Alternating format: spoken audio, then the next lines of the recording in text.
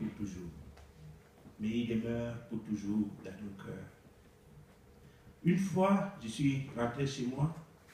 Vous savez, j'appartiens à une famille assez nombreuse. Nous sommes 11 frères. Pour le moment, j'ai 47 neveux. 47. Nous sommes plus de 200 cousins. Et curieusement, de toute cette grande famille, je suis le seul qui habite à l'étranger. Je suis la brebis galeuse. Podemos decir aquí que soy la oveja negra, si quisiéramos. Algo negro. Como en mi familia todos somos negros, pues yo soy la oveja blanca. Et donc, chez moi, je suis la brebis galeuse.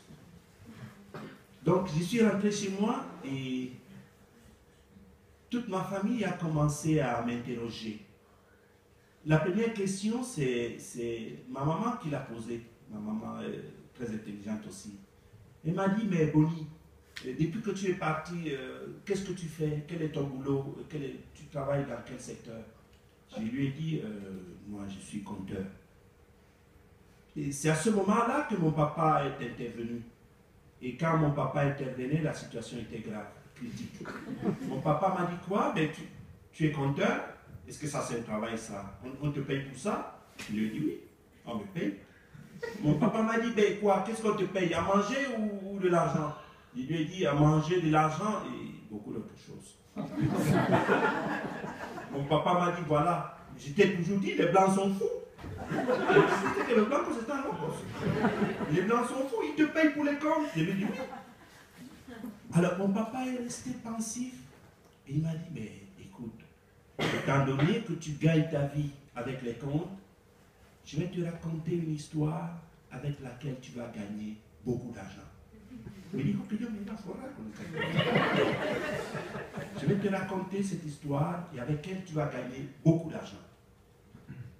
Voici donc un hommage à mon maître, l'histoire qu'il m'a racontée. Mon papa dit que quand la terre venait de naître, le feu n'existait pas. Et quand il faisait froid, les habitants de la terre n'avaient pas de quoi réchauffer leur maison et ils ne pouvaient pas non plus réchauffer leur repas. Et ils étaient obligés de les manger froids et crus. Un jour, ils ont décidé d'envoyer un homme au ciel pour chercher du feu.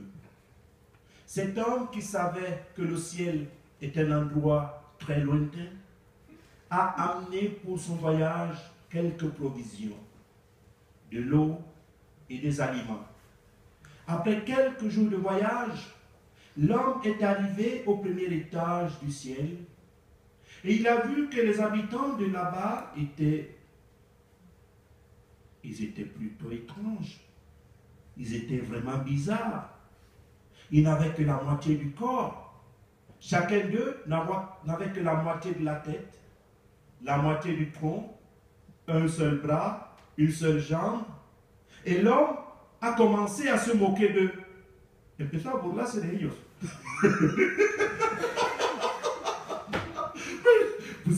Vous n'avez que la moitié du corps, vous êtes vraiment bizarre.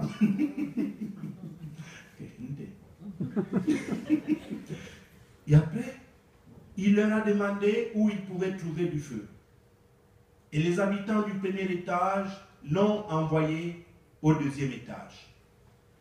Et en arrivant au deuxième étage, l'homme a constaté que les habitants de là-bas, ils étaient comme nous, mais ils marchaient à l'envers. Ils avaient la tête au sol et les pieds en l'air, caminaient à la baisse. Il était dit, pourquoi vous marchez comme ça? Les gens du ciel, vous êtes vraiment bizarres. Et après, il leur a demandé où ils pouvaient trouver du feu. Et on l'a envoyé au troisième étage. Et en arrivant au troisième étage, l'homme a rencontré le seul habitant de ces lieux. C'était le plus grand et le plus puissant. Il s'appelait Mulungu. Mais je crois que c'est le même. C'est le mismo. Mulungu. Uno lo llaman Dios, otros Alá. Es el mismo. Nosotros lo llamamos Mulungu. Alors il a rencontré Mulungu. L'homme a expliqué à Mulungu l'objet de sa mission. Il lui a expliqué qu'il était monté au ciel pour chercher du feu parce qu'il faisait très froid. Mulungu lui a montré son coin magique où il gardait ses objets sacrés. Il lui a dit qu'il pouvait choisir un seul de ces objets. Et si à l'intérieur il trouvait du feu, ce serait pour lui et pour toute l'humanité. Père, cet homme, vous savez, ils avaient le même défaut que nous avons tous. Il était trop ambitieux. Il est allé au coin magique de Mulungu. Il a choisi la plus belle calebasse qu'il y avait. Celle qui était décorée en or et en argent. Il a ouvert la calebasse, mais à l'intérieur, il n'y avait pas de feu. Il y avait plutôt de la cendre. Et nous savons tous que la cendre n'est pas synonyme du feu. Nous savons tous que la cendre ne peut pas réchauffer une maison. Nous savons tous que la cendre ne peut pas frire un filet, par exemple.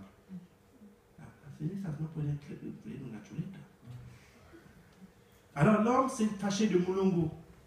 Il lui a dit, mais Mulungu, tu blagues avec moi ou quoi? Tu t'amuses? Tu m'as promis du feu et dans cette calebasse, je n'ai que de la cendre. Et Mulungu, très sérieux, lui a dit,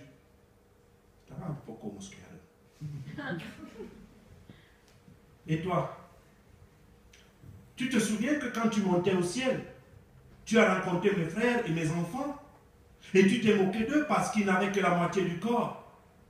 Et tu t'es moqué des autres parce qu'ils marchaient à l'envers.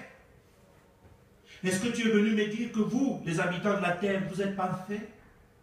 Ou alors, est-ce que vous êtes complets? L'homme ne pouvait pas répondre.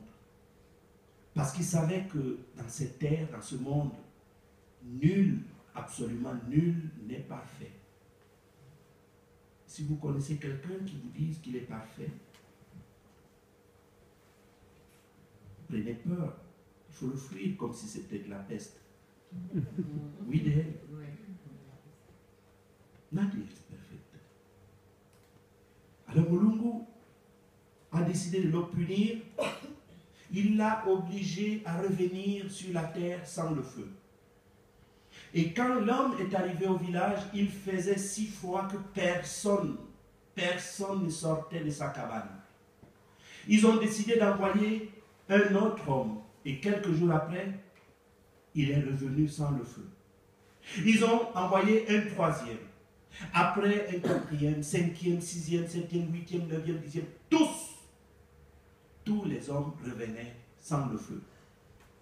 Et quand la situation était déjà assez grave, parce qu'il y avait des gens qui avaient des doigts congelés tellement il faisait froid au village, finalement, les gens de ce village ont décidé d'envoyer une femme.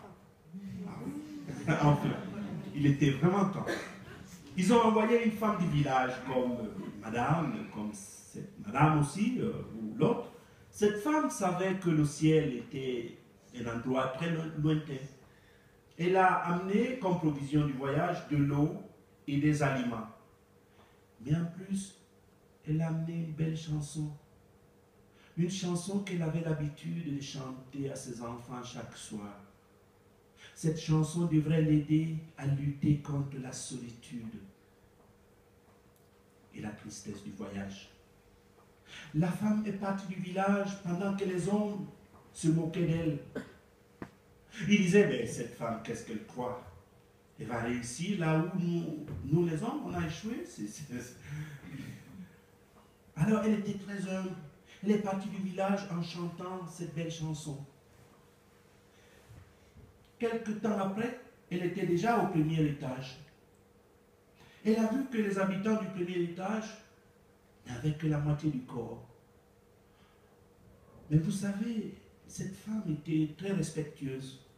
Elle leur a dit qu'elle avait connu vraiment des gens différents sur la terre et que, bon, le ciel n'était autre que le reflet de la terre. Et donc, c'était normal qu'il y ait des gens comme ça. Elle leur a dit que peu importe, même sinon que la moitié du corps, ce sont des hommes et des femmes. Elle leur a chanté et dansé la chanson. Certains d'entre eux se sont même levés, ils ont dansé avec elle.